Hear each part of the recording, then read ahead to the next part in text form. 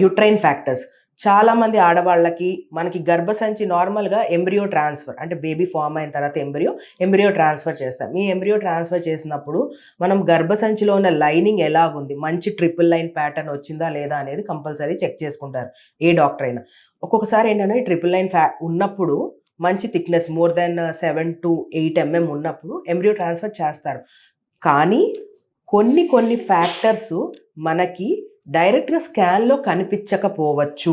చిన్న చిన్న పాలిప్స్ ఉన్న, పెద్ద పాలిప్ ఉన్నా, లేదంటే పెద్ద ఫైబ్రాయిడ్స్ ఉన్నా, అలాంటివి మనకి ఆబ్వియస్‌గా స్కాన్‌లో కనిపిస్తాయి. కానీ మైక్రో పాలిప్స్ అంటారు. అలాంటివి అండ్ చిన్న ఒక్కోసారి ఫైబ్రాయిడ్స్ అండ్ ఇన్ఫెక్షన్ ఎండోమెట్రైటిస్ అంటారు దాన్ని. కంటిన్యూయస్‌గా ఈ గర్భసంచిలో ఎండోమెట్రియంలో ఏదైనా ఇన్ఫెక్షన్ ఉన్నా, ఇవన్నీ మనకి స్కాన్‌లో కనిపించదు. కానీ మనకి ట్రిపుల్ లేయర్ కనిపిస్తుంది. ఇట్లా ఫెయిల్ అయిన వాళ్ళకి నెక్స్ట్ సైకిల్‌కి వెళ్ళే ముందు లేదంటే మనకి ఎక్స్‌ట్రా ఎంబ్రియోస్ ఫ్రోజెన్ ఉన్నాయనుకోండి. అలాంటప్పుడు మనము నెక్స్ట్ సైకిల్‌కెళ్ళే ముందు హిస్ట్రోస్కోపీ అంటే గర్భసంచి లోపలికి కెమెరా అనేది పెట్టి, గర్భసంచిలో ఉన్న అన్ని వాల్స్ నార్మల్‌గా ఉన్నాయా లేదా? మధ్యలో చిన్న చిన్న సెప్టమ్స్ ఏమన్నా అంటే అడ్డుగోడల్లాగా ఏదన్నా ఉన్నాయా? ఇన్ఫెక్షన్స్ ఏమన్నా ఉన్నాయా? ఇలాంటి మైక్రో పాలిప్స్ ఏమన్నా ఉన్నాయా? అనేది క్లియర్ చేసుకున్న తర్వాత నెక్స్ట్ సైకిల్‌కి వెళ్తే మనకి సక్సెస్ రేట్ అనేది చాలా బెటర్‌గా ఉంటదనమాట.